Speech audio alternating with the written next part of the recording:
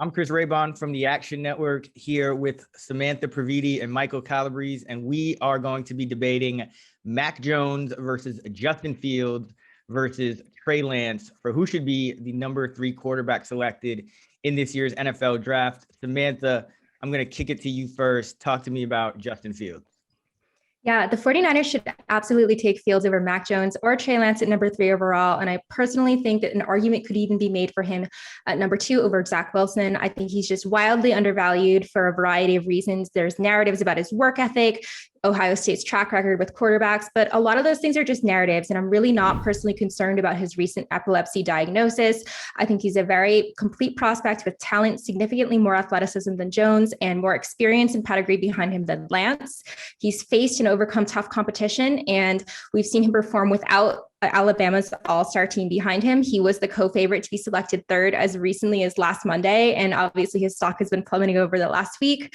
But I personally don't think that the 49ers need another Jimmy Garoppolo. I think the ideal situation is he's drafted by a team and doesn't need to start necessarily immediately. And he will be a steal if he falls farther than 3rd in this year's draft. Well, I'm glad that you brought up the talent that Alabama has been blessed with and, built around Mac Jones, because Trey Lance at North Dakota State played with exactly 0 FCS All-Americans. And we won't get into the weeds here stat-wise, but he's accounted for 42 total touchdowns and 0 interceptions. So to be able to do that, it's a mix of pushing the ball downfield, being smart with it, but also being super efficient. And that's for a player who was in his first full year as a starting quarterback. So it's easy to see when you turn on the tape that Trey Lance's ceiling is incredibly high. And the other piece of it is you don't need advanced stats. You don't need a PFF, silver platinum account to be able to get into the weeds on this part. When you look at his stats and you look at his rushing yards in particular, and then you flip on the game film, he does it with rollouts. He does it with RPOs, design runs. He's going to come into the league as a top 5 rushing quarterback from day one. And that's what I really like. The combination of protecting the football and being dynamic, running the football when things break down. That's generally what can define a rookie quarterback's first season in the NFL and give him momentum to build. What you guys are talking about with Fields and Lance are what these guys are going to be. But with Mac Jones, it's what this guy already is. He's going to come into the NFL and be ready to start from day one. And the reason is 2 things. Number one, he has superior mental ability to pretty much every quarterback in this draft. He's processing things, reading the field, reading defenses extremely quickly, getting the ball out. And number 2, he's pinpoint accurate. He was the most accurate quarterback in the nation last year. And that also comes with the added benefit that when you talk about Fields and Lance and their ability to rush, which is sexy. I don't deny that at all. You always like those guys, all things being equal. But this isn't a case of all things being equal. The reason that Mac Jones did not run the ball as much as those guys is because he didn't have to. If you look at his numbers under pressure, he was still excellent. And if you look at how often he took sacks when under pressure, it was lower than Fields and Lance. And that's because he knows what to do with the ball. He knows where his receivers are at, and he knows how to read the field. And you can knock him for being in Alabama, throwing 41 touchdowns and 4 picks. I get it. But remember, the competition level is high there too. So it goes both ways. So I'm all for Mac Jones being the number 3 selection in this year's NFL draft. All right, if I could jump back in here, let's just paint a quick hypothetical. If you put Mac Jones at North Dakota State, do they win the FCS National Championship? And if you put Trey Lance at Alabama, does Alabama still win the Natty?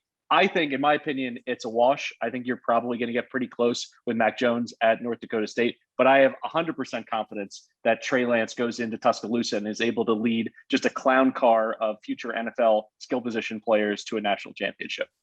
Okay, Mike, those are some great points, and I'm going to get to those in a second. But before I do that, Samantha, you have anything else to add on Fields?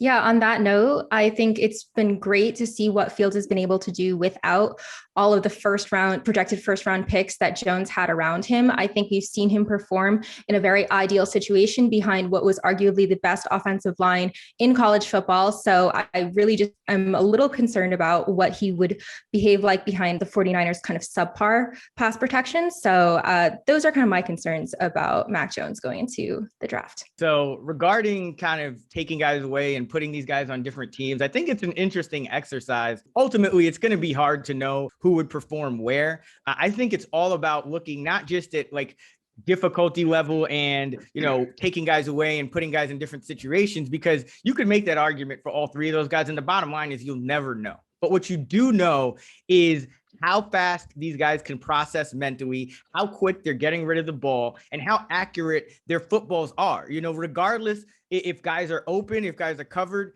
what the caliber of the receivers are, the offensive liners, you can measure accuracy. That's something that you can measure. You can measure, accuracy under pressure. You can measure how often a guy takes a sack when he's pressured. Just take out, all of the strong offensive line play from whoever, and just look at, how often a guy goes down when he's under pressure. How does he perform?